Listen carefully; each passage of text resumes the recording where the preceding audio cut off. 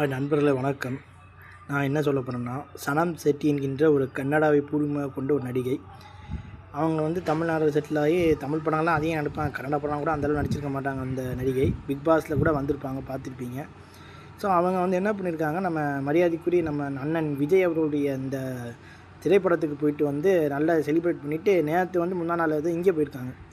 நம்ம ஃபேர் நீட்டுக்கு எதிராக போராட்டம் பண்ண போயிருக்காங்க. அந்த அம்மாவுக்கு அங்கே போய் நான் விஜய் அவருடைய ரசிகை. நேற்று தான் FDS பார்த்துட்டு வந்தேன். இங்கே வந்தால் இங்கே அரசியல் தானா மாணவர்கள் போராட்டம் பண்ணிகிட்ருக்காங்க நீட்டுக்கு எதிராக. நீட்டு ஒழுங்காக நடக்கிறது இல்லை, நீட்டு கொஸ்டின் லீக் ஆச்சு, அந்த அமைச்சரை தூக்கணுன்ட்டு.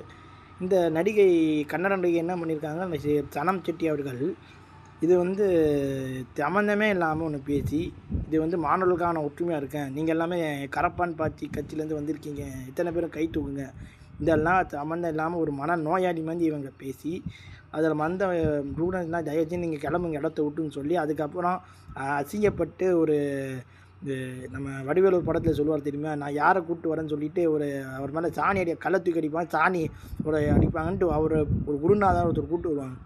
அவர் மேலே இவங்க என்ன பண்ணுவாங்கன்னா, சாணியை தூக்கி அப்படியே அடிச்சிடுவாங்க. ஸோ அது மாதிரி ஒரு அவமானத்தைப்பட்டு இந்த நடிகை போயிருக்காங்க.